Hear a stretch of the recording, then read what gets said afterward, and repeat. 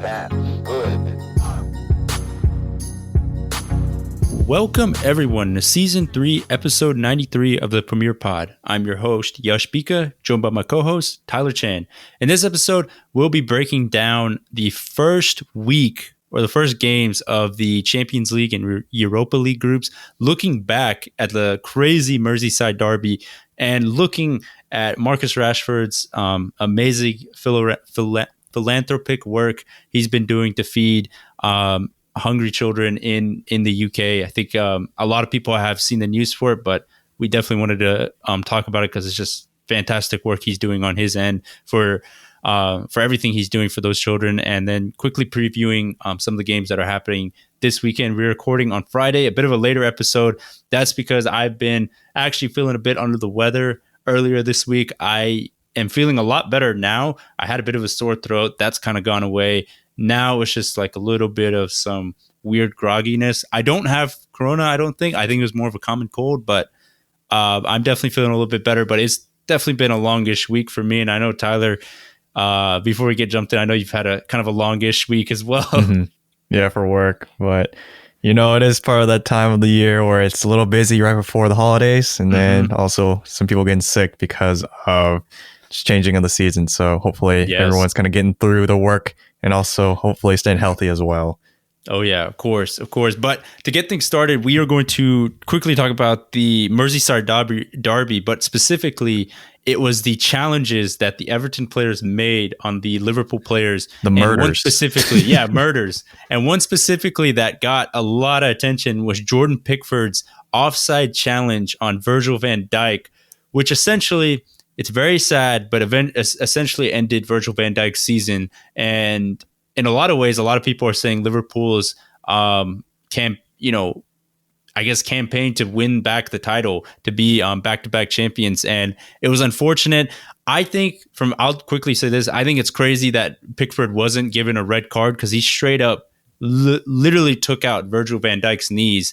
And he just basically got away with the free challenge. And I think it's baffling that VAR did not look at that. Even if Van Dijk was offside, it's crazy that Pickford there was not even a VAR review on Pickford's challenge to even consider a red. So I'll just leave it like that. It's insane because, and not in a good way insane, but Pickford basically killed Van Dijk. A lot of people on Twitter are like, man, rip Van Dijk. And then a lot of...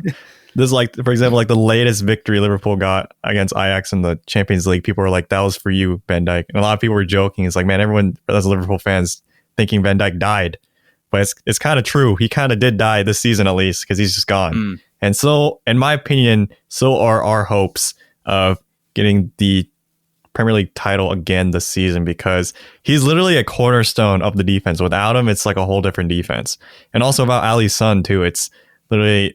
get back to like early Klopp era of defense, because it's like we're just kind of struggling there without Van Dijk being the leader and telling everyone where to go, what to do. It's going to be the struggle. And for Pickford to get this challenge on him is kind of shows how kind of broken the rules are, or at least how variable VAR is, because basically Van Dijk, the challenge on him, as Yesh was saying, like nothing was reviewed for it because it was offsides. Like it was basically like a free challenge for Pickford, since it was like, it wasn't within the gameplay. It was like after a foul was already, or basically after the foul of the offside was already called.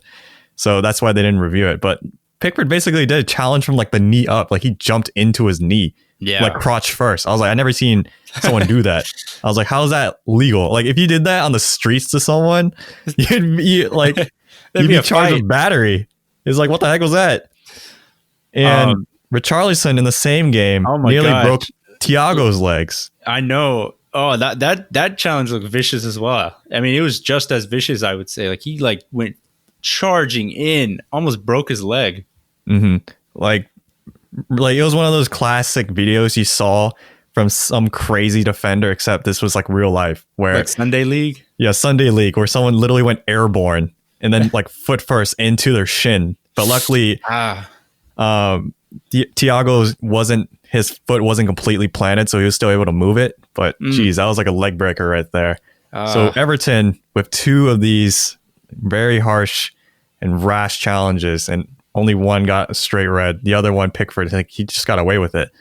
And I mean, people are saying it's like, there's this one challenge when Mane basically cleated Ederson in the face, and like there wasn't really as much retribution for that either. Well, he got sent off, right? Yeah, he did get sent off. And I was just like, I mean, it's not a competition to see who did worse. It's just like if there needs to be consistency for when the stuff does happen. Yeah, because you got to protect the players. Yes. And for Pickford to be doing this and getting away with it, I feel like that's a failure in the refereeing consistency department. And also, on top of that, not only were the challenges wonky, I don't mean to interrupt you, Yash, but I'm about to go off on the offsides because that made me just as upset too. Oh, Hendo's goal. Yeah. Hendo's goal, the game winner, was called offsides because basically they deemed, I believe, like the elbow or like the armpit, the playable area for Sadio Mane, who was the guy playing on Henderson, I believe. So I'm just like, what is happening? So like in an earlier play in the same game, they deemed the shoulder as like a playable area for how, like where the offside line kind of stops and ends. But then like in the second play when Henderson scored the goal, they deemed the elbow the offside. So like they changed where the playable area was on someone's body. I'm like, what is that even like? Why? It's like you got to keep it consistent. If it's going to be armpit this game, then it's got to stay armpit as the offside line for every single play. You can't change it from armpit to elbow and from one play to another, because then it looks like you're just kind of drawing lines around where you want the offsides to be. And that basically determined the final score of the game. Yeah. Like this lack of consistency was just some cheese. And as a Liverpool fan, it might seem a little biased, but I'm just saying there was very little showing of consistency in both sides of this game for refereeing in both the challenges and also the offside calls. And I'm like, what the heck, man? Yeah. No, it was definitely very weird. I think I have more of a problem with Pickford's challenge because I just never liked the rule that they have imposed this year, where it's if a player is deemed offsides, where basically if a player runs through on goal and the referee is 50-50 on whether offsides or not, they're supposed to keep the flag down, and essentially, VAR can look back and see if he was actually offsides. I didn't like that because there's been too many times where it's fairly obvious that the player is offsides, but they continue to play on. And when you do that, that leads to challenges, or that could lead to potential horrifying injuries. And not to say Van Dijk was clearly offsides, but with Pickford's thing, I think if you're allowing these attackers to get the benefit of the doubt, then that means they should be able to check whatever happens. Because otherwise, what they're saying is that, let's say it's the first half is almost done. All right, the ref blows a whistle. Somebody on the opposing team just comes in and slide tackles someone. And it's like, oh, well, the game ended. How can you give me a red card now, So that's my primary reason I got really upset with the Pickford challenge, because I just thought it was just super unfair. And I think, Everton really got away with one, such as like Tottenham got away with what Lamela did against United. I think, Everton got really lucky that Pickford was not sent off or anything went their way. And I think it's just, I'm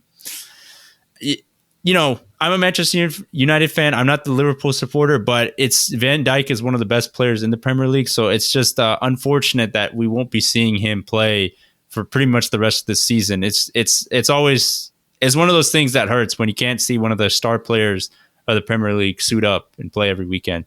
Mm-hmm. It's kind of like losing out on seeing Ozil play or Pogba play. Mm-hmm. And it's like kind of like those Kevin things. De Bruyne 2 years ago. Kevin De Bruyne, like you don't want to see this. Like, like you want everyone to like be able to play. It's like, man.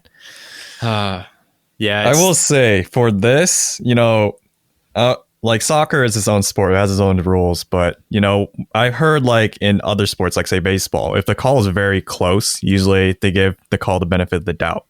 And like with offsides, like if it's really close, they're not going to go with like a measuring tape and kind of like figure that things out. But I feel like with soccer, at least, they should kind of look to what other sports have done already. And maybe that can give them,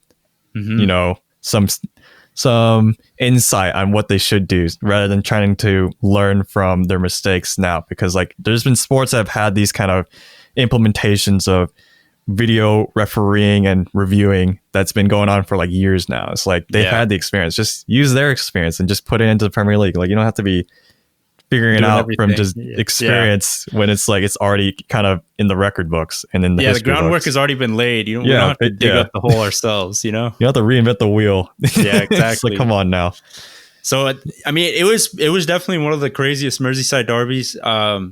It was just watching that live. I was just shocked some of the stuff I was seeing from both sides, officiating wise and everything. But Everton managed to get a point. Liverpool got a point, but we'll see how both of these teams really end up at the now after the Merseyside derby, where these teams really go from here.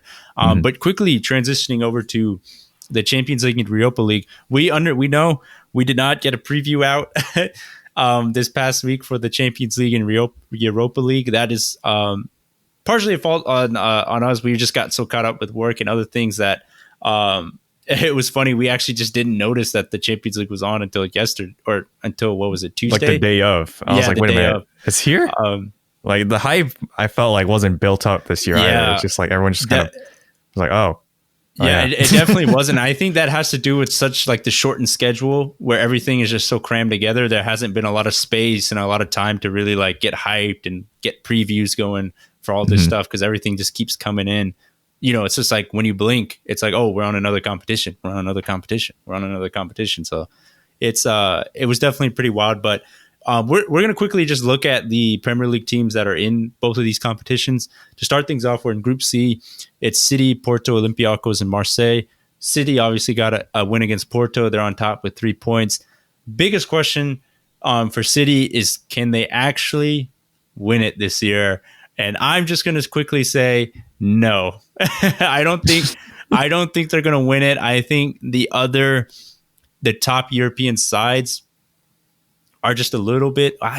It's tough because with everything that's going on, but I still think Bayern are probably like the clear-cut favorites, and they're just so good that I don't know. I just don't see City crossing that barrier again. I agree with you, Yash. Like I feel like this season, this Man City team is weaker than previous seasons. Yeah, in just terms weaker. Of depth. Yeah, and also the defense. I'm like, what is this defense? This is even worse than Liverpool's without Van Dijk. And like 500 mil spent on exactly. It. So I don't think Man City is going to really get any much farther than in previous seasons either. Like I think they're going to get knocked out like round of 8 around there. I think that's probably like quarterfinals. And also, random note, shout out to Ben, the Marseille fan. You get to see Marseille face Man City. So that's going to be a very interesting match. But like, I even will think like because of their defense, even teams like Marseille might even have a chance against them. And if you want to win the Champions League, you can't have teams even like Marseille having a chance. Like it needs to be like, oh, you're going to clearly win, kind of like Bayern, where it's like it's going to be a clear cut win. Yeah, so I don't think Man City is going to. This is not their season. They dispatched of Atletico. Crazy. Yeah, Atletico Madrid 4-0. I'm like, what? That's a hard team to just like blow out like that. Yeah, Liverpool lost to them. I know. So, there's no easy feat. And for Bayern to do that, that's made it look easy. That's an early statement right there. So, yeah, it's you mentioned the defense in that Porto game. Porto literally went up 1-0, and it took City putting on some super subs late on to finally get started and win. I believe it was 2-1, but City, their chances of actually claiming like Champions League glory doesn't look too hot right now. But quickly moving to Group D, which is Liverpool's group, we have Atalanta, Liverpool, Ajax, and FC Midtjylland, who, if you don't know, was the team that faced Manchester United in the Europa League back in 2015-16 under Louis van Gaal, where they actually won in the first leg, and they played Coldplay each time their team scored. But they ended up losing that. I think it was like round of 32 to Manchester United anyways, but kind of like a folklore there. I don't know, but it's kind of cool to see them in the Champions League. But the bigger question for Liverpool is they did win. They're tied for first with 3 points, but how far can they actually go in the Champions League without Virgil van Dijk and Alisson? Can they put together a run that they kind of did in, 2017, 2018? I know they had Van Dijk in January, but can they put together some sort of magical run like that? Or is this something, Tyler, that they unfortunately get knocked out in the round of 16? I think they're like Man City. I think they could make it to 8, but I'm not sure how much farther they can go beyond 8. Even in the group stage, it's not an easy group to get out of, in my opinion, because Ajax the defense is Ajax. They got lucky. I'm not gonna lie that we even got a goal because it was an own goal. I don't know why I kept saying Mane scored. I'm like, bro, Tagliafico literally kicked it in. I know Mane literally shot it like that thing was going way wide. And I'm like, well, luckily we have an inside guy, a Liverpool fan playing left back for Ajax. But that was a big 3 points. I think that was one of those key deciding factors in whether Liverpool gets second or third in this group. Atalanta, I feel like they have enough firepower to really get out of the group. So I think Liverpool, it's going to be a lot about them getting lucky this season in the Champions League because, you know, unless someone steps up like Joe Gomez and just all of a sudden becomes a man, it's going to be really hard for them to, you know, do well in both the Premier League and Champions League. I really don't think they can do well in both this season given the injuries now. Yeah, but, I will say, I think if there was a time, I think this is a perfect time for Roberto Firmino to step up and score some goals because with the team lacking its defensive leader, they're probably going to concede, you know, not a ton of goals, but more than they did last year and such. And I think the whole talk on Firmino was, you know, you're a big fan of Firmino. I know how big of a fan you are in terms of he does more than just score goals for Liverpool. Like he presses high, he starts everything for Liverpool. But I mean, his goal scoring record, especially at Anfield, has not been the best. He doesn't score that many. So I don't know. I think this is really a time for him to just really step up and take some of the mantle off Mane and Salah, if there was a time.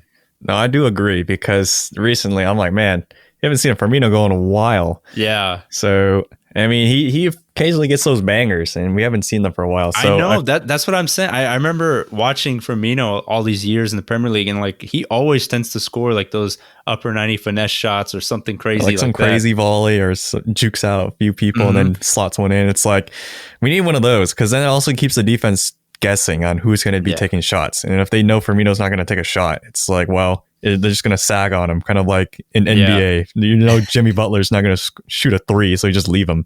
Yeah. And then he still never takes a shot. So Firmino, I think he just needs to get that back in his locker. And then that might help that Liverpool team be a lot more potent because, we're going to have to do the old fashioned, just score a ton of goals and hopefully win out that way this season, I feel like, because this defense, gosh dang. I know. I think Adrian had like another one of those almost howler moments, right? Against Ajax. Like he kicked it. A lot of people are not Adrian fans that are Liverpool fans. It's just. I will say, I don't know how long Alisson is going to be out injured, but do you think they go out and buy some backup goalkeeper in January that's better than Adrian at least? No. I think really? Because we already have Karius on loan. Oh, okay. And it's like we have too many keepers at that point. So I don't know. Unless Adrian leaves, like there's no way. So I think we're going to have to just struggle with him till then. I mean, I'm just fascinated by how much he struggled. I always thought he was a decent keeper, but it's crazy. I thought so too. But then I guess it's like when you get up to the big club, it's a whole other expectation, you know? I guess so. But I will ask for Firmino, do you think it's something in his head? Do you think he's do you think there's actually something in his head where it's like, dang, he knows he hasn't scored for a while, so now that's ruined his confidence? Or do you think he's just not being aggressive enough? I feel like being under Klopp, he definitely knows the style and the tactics that need to be done. So maybe it's a little bit of him being a little bit too nice and just passing it. Cause like I see that a few times where it's like he could have taken the shot, but he just gives it to someone else. So I guess losing that, not confidence, but like that mentality to just take the shot if you have it open. Like he's kind of lost that kind of striker's instinct. And because he's just been playing this weird pseudo striker role this whole time. And I think it is also partially like Klopp's instructions where it's like, all right, you're going to do this and like you have to do this. And he's like, all right, he's just following it to a T. And sometimes it might not lead him to getting that many goal scoring opportunities. So I think it's just a little bit of both basically. But yeah, as we've been saying, Firmino hopefully gets back on the score sheet soon because it's been a while, man. It's been a while. Even as a United fan, I don't even follow Liverpool that closely. It's been a while since he scored. But moving on to Group E, which is Chelsea's group, they have Chelsea, Sevilla, Rennes, and Krasnodar. The Russian team. Yeah. Chelsea right now, everybody in that group has 1 point, but this is a group. I know there's some tough teams in there, but Chelsea has to win this group. I think with the amount of money we keep saying this, with the amount of money they spent this summer transfer window, I can't really give a lot of excuses to Chelsea. I know they have to have some time to gel with each other, all the players, but if you're Lampard and you got cherry picked all the transfers you want, I mean, there's no excuses really. You have to win this group. You have to. It's kind of like when you have all the pieces ready to go. It's like, this is the go time. Like, you have to win now. It's like, you can't wait another season. It's like, this is it. Because like, certain players on that team, like Thiago Silva, like he's not going to have that many years left. And it's like, they're not going to have that many players left in their prime either. Like Conte and I mean, Kepa's always going to be a liability, but but I mean, like, Timo Werner as well. It's like, he's just getting there. So I think, there's a lot of youth on this team, but also like a lot of experience, and I think enough to like make a big statement. And also, as you've been saying, a lot of money in this. So like, they got to win. They got to do something big, go far in this Champions League. I'm not sure they can win it. I don't think. Yeah. I feel like I don't even know if they can get as far as City or Liverpool, just because their defense is really bad. I agree. I feel like that's the theme of the Premier League teams in the Champions League this season. It's like the attack's pretty good. Defense, that's going to be the deciding factor. But I also agree with you, Yash. I think the other two teams we already mentioned, City and Liverpool, have a better chance than Chelsea. But I think it will really come down to who they draw as well in the knockout stages. Because if Chelsea, I feel like they could top this group they're in. Sevilla is really good, but Sevilla loves to go to the Europa League. I feel like that's their competition. They might just tank just for Europa League and maybe send like Rennes or Krasnodar in a second. But, for Chelsea, if they can snag first, they might get an easier matchup for round of 16 and then get to round 8 a little quicker or a little easier. So I think that's what Chelsea is going to be aiming for. I think Frank Lampard, he knows he has to get results because Abramovich, he is very cutthroat. I'm not sure if he's going to have the same, what's it called? Lack of leniency against Lampard, because Lampard has a whole different culture now at Chelsea. But, I want Lampard to stay because I like this kind of new Chelsea that's been here. But we're going to see like how Chelsea do this Champions League run, because that's going to be a really big factor. And then what happens to Lampard, because, it's easier for Lampard to fail, I feel like, in the Champions League than it is for him to find success, given like how much money he spent. But like, since he spent so much, like, he has to go get results. Yeah, no, I agree. I think Timo Werner, obviously, he's got to be the big player. He's got to be the big guy that carries them in the Champions League. I feel like with his goal scoring prowess, he's got to score goals for him to stay in. But moving on to Group H, we have basically a group of death, has been dubbed by a lot of people. We have Manchester United, RB Leipzig, PSG, and Istanbul. Don't have the full name there, but it's a little bit hard to pronounce. But like Istanbul, Başakşehir or something like that. Yeah, something like that. Not Besiktas. No, not Besiktas, but this, or Galatasaray, whatever one's also in Istanbul. Yeah, not that one either. But this group is crazy because in the first game, Manchester United traveled to the Parc des Princes and played PSG and won a 2-1 victory.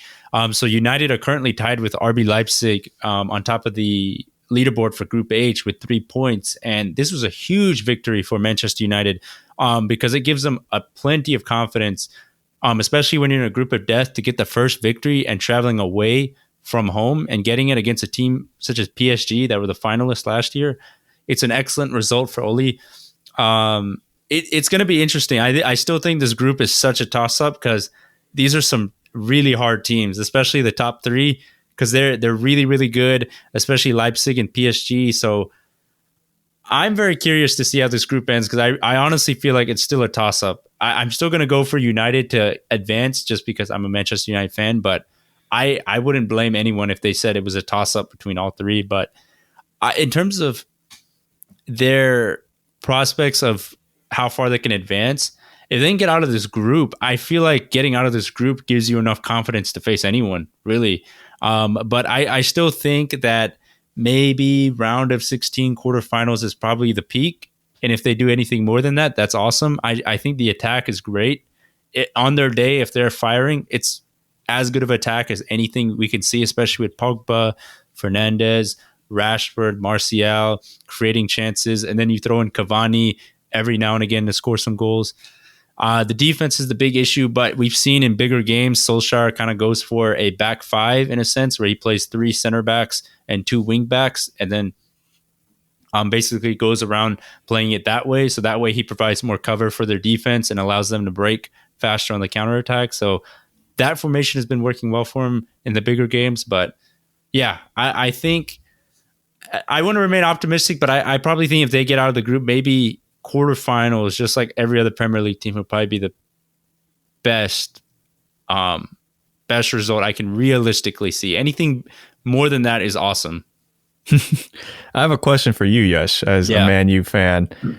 Do you feel like you all will do better in the Premier League this season in terms of success, like maybe getting top 4 or as high as you can, or going as far as you can in the Champions League? Like, which competition do you think Manchester United will do better in this season, and what you think is the goal? Man, I still think. All right, to answer the question plainly first, I think Champions League is probably, or we'll probably advance further in the Champions League than we do place better in the Premier League, because we still have yet to see full-on consistency under Ole Gunnar Solskjaer and Manchester United. We've seen that in the entirety of a Premier League season that they've struggled to really put together a 36, 32 game season of just consistent performances. But we've seen when they've played bigger teams every now and again, that one-off game, that they're ready, that they come prepared, and that they're ready to attack, And I think in the Champions League, that's all you need, really, is to be prepared for those one-off games. And United are really good at that.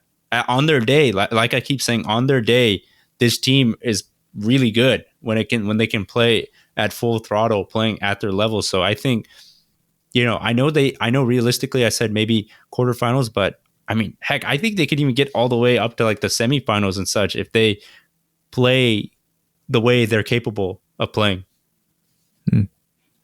Yeah, I think so too. Like, the Champions League is full of magic, and that's how you see like Ajax make it into like semifinals too. So wouldn't be surprised if something crazy like Manchester United make it, especially in this season where there's Rona and everything happening. So it's a season of a lot of things that can happen, more so than a typical season, I would say. Yeah, I will say this. Ole Gunnar Solskjaer, he said post-game of PSG, he mentioned that he really feels like his squad is ticking now. He feels like we've got our confidence back. We're back, in a sense, because we've had a shortened preseason, and a lot of players were coming back from vacation and such, and we were just kind of disconjointed and such at the start. So I know a lot of analysts were taking into that, and they were like, okay, then kick on. Let's see what you got from here on out. And I agree with them. It really seems like the squad is ticking a little bit now. So I just want to see what they can do from now on. Maybe we can start seeing more consistent performances from now on. Well, hopefully, although you're the rival team, hopefully we'll see another Premier League side get kind of far in the Champions League. Because could you imagine all of them get knocked out? It's like, oh. Yeah, that's not good. It's like we got to be rooting for them like 2 seasons ago when it was Liverpool, Tottenham, when it was like that all Champions League. Yeah, that was great. Europa, Premier League. Everything, both finals in Europa League and Champions League were all English teams. I was like, yes, I know. Premier Pod gift right there. Exactly. How dope would that be if Liverpool and United faced off in the Champions League, like semifinals or quarterfinals? I don't know how we'd handle that, Yash. That'd be insane. That'd be literally insane. Oh, now I'm getting too ahead of myself. Imagine if there were fans and stuff. Oh, that'd be one of the craziest atmospheres ever. Yeah, no. I will say this, Yash. I really hope that happens, because the chances of that happening this season for both of our teams is not great. Yeah. So I'd rather that does happen than doesn't at this point. Yeah, true. But moving on to Europa League real quickly, because I know we're running a little bit shorter on time, but we quickly got Group B, which has Arsenal, Molde, Dundalk, and Rapid Wien. Excuse me, my voice is going a little weird because a little dry. Need some water in there. But Arsenal had to scramble and had to basically scrap their way to get a 2-1 victory in their opening match of the Europa League. They did not look that good. Eddie Nketiah did not look very good. You'll be shocked actually if you look at Nketiah's age. He's still playing for the under 21s, and somebody posted a tweet saying there's a reason Eddie Nketiah is still playing for under U21 England team, and I think this past Europa League game kind of showed it. I really don't think he kind of has that it factor to make it at Arsenal. And this team, similar to Chelsea a couple years ago, is too reliant on Aubameyang. And I'll just leave it as that. I mean, even then, I feel like Arsenal, the group stage is not really too hard to get out of in the Europa League, especially with this gap in not skill, but just like in just level of quality between one team and another. Like Arsenal versus like Rapid Wien it's not even like the same league. Yeah, they're not even the same tier. So I think Arsenal, they could get away with this, and the other teams we're about to preview as well. I think it's for sure, like Yash and I will probably say, it's like, yeah, they're all going to get out their groups. Like, not easy, but like it's almost guaranteed. And I think Arsenal, they can get away with this for a little bit, but until you start seeing like knockout stage and things like that, maybe they can hide this kind of weakness.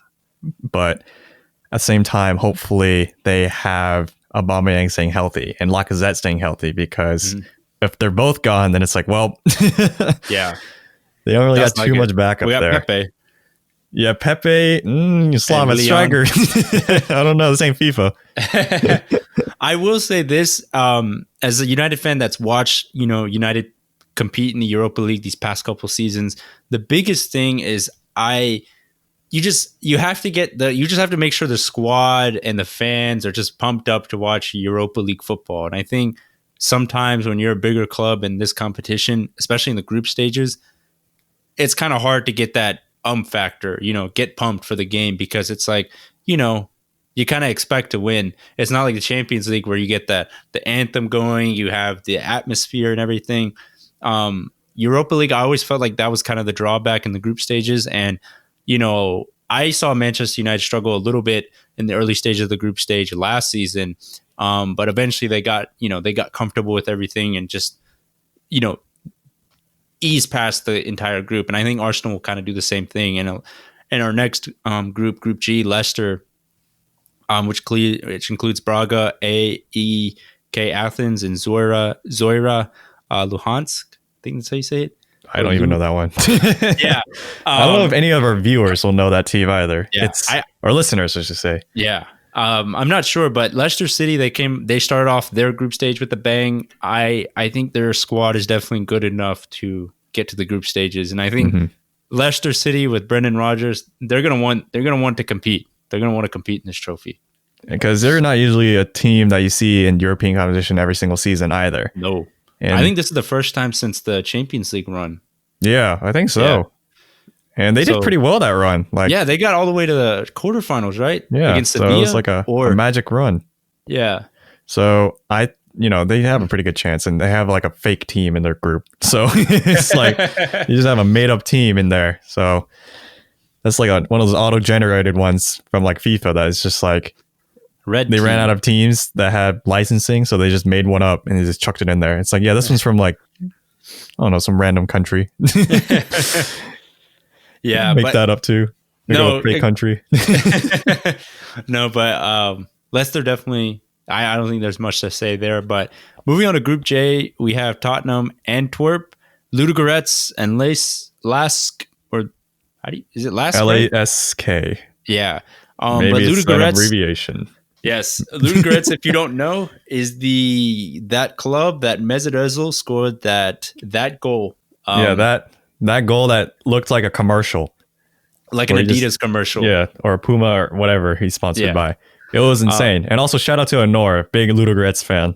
Yeah, which is crazy. I've never met a Ludogorets fan or knew of one before. Until you met Honor. But yeah, Tottenham, I put a little bullet point here.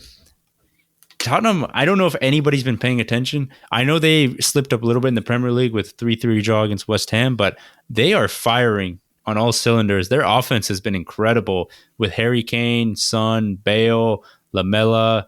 They're off. Lucas Moura is scoring goals. I mean, their offense has been scoring so many goals. And for me, Jose Mourinho, he's no stranger to this competition. He won it with United during his first inaugural season as Manchester United manager, prioritized that competition. I think he's going to want to prioritize this because unlike United, Tottenham need to win a trophy. They need to get that some sort of silverware. And I think, honestly speaking, I think the Europa League might end up being their best route because their squad, probably the best squad in their Europa League right now. I agree. And also, despite Tottenham scoring so much in the Premier League, and if you know about the West Ham Tottenham game where Tottenham were up 3-0 and then they conceded 3 goals in the last 10 minutes. Yes. Tottenham as we like to say, Spurs likes to spur. So it's literally their competition to lose. Yeah. And I think this is really one of those times where I think Jose Mourinho is going to be like, you know what, we're just going to put all of our eggs into this basket. If we can't get into top 4 in the Premier League, we're going to get the dub in the Europa League and get that ticket into Champions League that way by getting the trophy in Europa League. Mm-hmm. I wouldn't be surprised to see he did that with Manchester United that one season. So, Tottenham do have the firepower to do it, but it's just, once again, will the defense hold up? And also, will what's the word for it? Will the overall aura or just that the shine, nature of Spurs just going to come back to get you? Yeah, to get themselves, I should say. No, I agree. I think things are starting to look a little bit different on that end. I think Mourinho is guiding them to a better mentality, but definitely that club culture can still sneak in every now and again. Mm-hmm. I will say, for everyone else that is not too familiar with Tottenham but knows about other sports like baseball, football, they're basically like the Georgia sports. Oh yeah, almost like there. Team. They can just never get over that one hump. They just can't get any trophies. Yeah. So there you go. All Georgia sports fans. Year? It's sad. It's sad. But we'll definitely see. I think, like we keep saying, it's definitely Tottenham's style to lose. But to quickly wrap things up, we wanted to spend a little bit of time on Marcus Rashford's philanthropic work. If you didn't know, just check his Twitter feed. Literally just check his social media feed. He's literally been boisterous about, if you didn't know, he's been campaigning for getting these free meal vouchers and basically supplying food to children in need in the UK that are going hungry. And if you didn't know, when he was growing up, he struggled with food insecurity and not having enough food when he was growing up. And he knows how important it is for a child to just get the basic needs of food. Just to be able to get a meal in, like their 3 basic meals in. And he's been fighting for that with the UK government. Recently, the UK government denied the request to extend that voucher meal program all the way to, I believe, until December. So Marcus Rashford has spent this weekend or yesterday basically going on Twitter and shouting out these places that are offering local businesses and other type of businesses in the UK that are literally all across the UK that are sponsoring or at least trying to provide as much as they can in terms of free meals to children in need. So it's excellent work that Marcus Rashford has been doing. He's been doing this for, I think, a little over a year now. It started off as providing short-term like Christmas supplies, like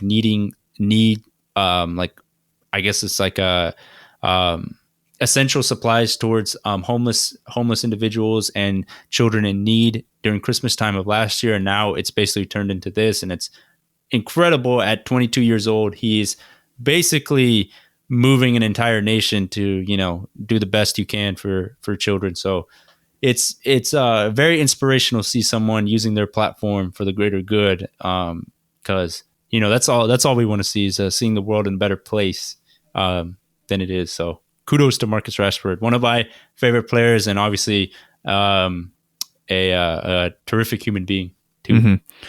I agree, and I feel like people in the world, like the best thing to do is just try to unite people. It's ironic for Manchester United that you see someone doing this. Yeah. I feel like the more you can just bring people together just for the right purpose, I feel like that is what everyone should be striving to do. Like kind of drawing lines and like making divides. Like that's not the right move, it's not the right thing to do. And Marcus Rashford is going the opposite way and trying to do the best he can to build, as Jess was saying, like a platform to help others. And when the government couldn't really do what Marcus Rashford is doing, like he decided to just do himself, and he's doing it like in such a big way that everyone, I feel like in the UK and also even outside of it, because like we're even talking about here in the US, that he's like making big things happen just himself at 22 years old. That's like our age, like yes and I. So you're never too young to start doing big things out in the world. And that also is a big kind of message where if you want to get something done, we want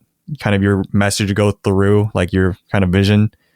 Sometimes the best way is just to do it yourself. I mean, Marcus Rashford, he has the platform, he has the money to do it.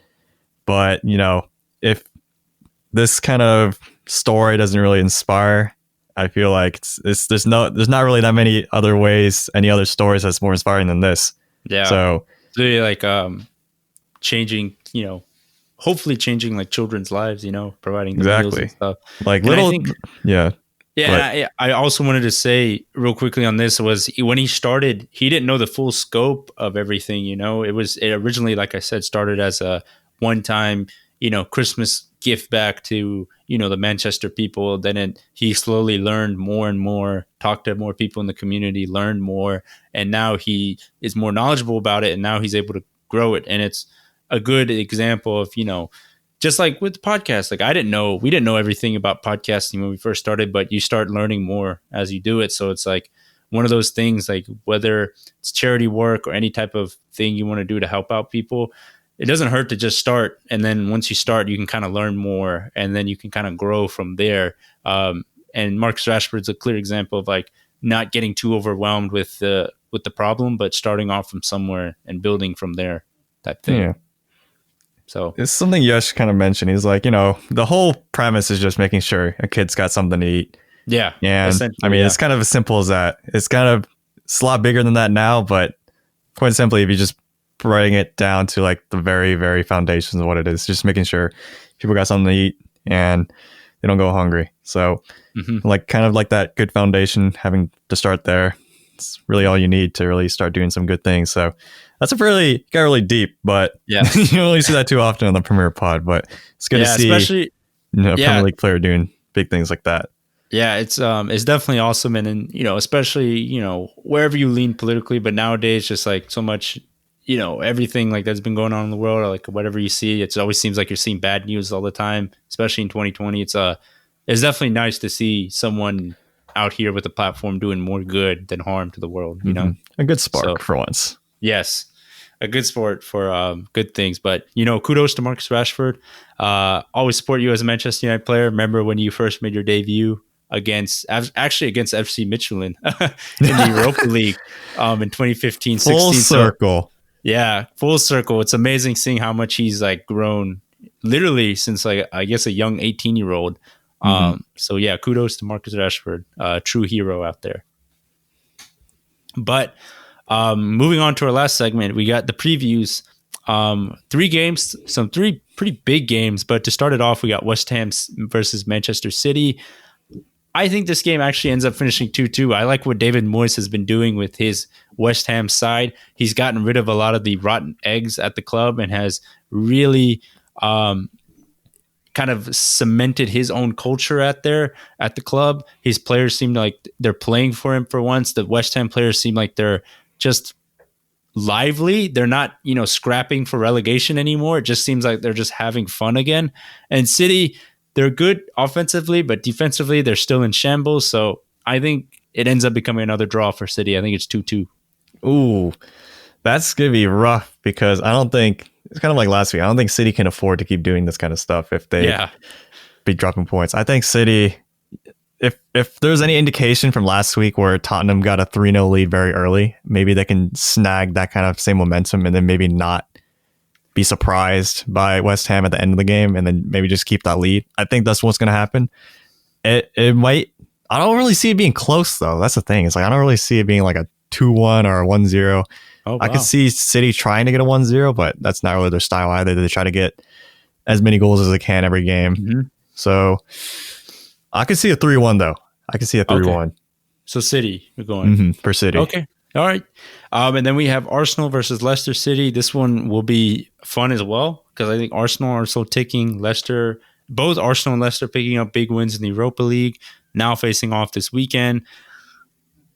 This is going to be tough. I think I'm going to go for another draw as well. I think it will actually end up finishing 1-1. For this game, I feel like Leicester, they've had a bit of a weird rocky start for this season. Like they haven't really been firing on all cylinders. Like they had some weird results, like a not for sure win, but like they would just lose or tie a game here or there that weren't really expecting them to drop points in. And Arsenal, I feel like they're as less variable this season. I feel like they kind of have their identity a little bit more pronounced now. So I think because of that, I think Arsenal have what it takes to kind of make sure they get something done. And then I'm really big on the Arsenal train this season, at least so far. So I think Arsenal will get the win, actually. Maybe we see it might be a really close game, maybe 1-0. Maybe we see 1-0 is going to be crazy for Leicester to get shut out. Yeah. But, I think it could happen. Hey, if they play Thomas Partey, anything's possible. That's true. If Partey's in, then I wouldn't be surprised if it is a 1-0. Yeah, and now we got the biggest game of the weekend, Manchester United versus Chelsea at Old Trafford. This is going to be fun. Manchester United coming off that huge win against PSG and also picking up a big win against Newcastle this past weekend. Chelsea, on the other hand, kind of faltering a little bit. Their defense has let them down this past week, but I think this game will be really fun. But I honestly think the way United are rolling, I think they win this game 2-1. I think Chelsea's attack is a little too strong for United's defense, but I think United can do enough at home to win 2-1. If I'm correct in remembering what my predictions were from last week and what the actual scores were, I don't think I got any right. But this one, I don't know. I feel like I'm feeling a 2-2. Okay. It's very variable this season, obviously. It's not as easy to predict. But I think historically it's always been these kind of big games where like sometimes it just evens out. It's harder to get a win than to draw. I feel like in some cases, especially bigger games. So I wouldn't be surprised if it's 2-2, and that's what I'm going to go with for this one. 2-2. That'll be fun. I'm really looking forward to that game on this set, like literally tomorrow. So this is going to be really fun to watch. I'm going to be nervous, but it's part of what makes the Premier League fun, But that kind of wraps up season 3, episode 93 for us. Thank you guys so much for listening. Please make sure to rate, comment, and subscribe. Leave us a rating on Apple Podcasts. It helps us out getting seen to more people. Subscribe to us on YouTube. No video in terms of like on face video from us. We were just a little cut short with time and everything that's going on. We were just a little not all over the place, but it was a little bit trying to catch up with everything this week. We'll be bringing that back next week for sure. But yeah, thank you guys so much for the positive feedback on the last week's episode, which was on video on YouTube. We saw those likes on there. We appreciate it.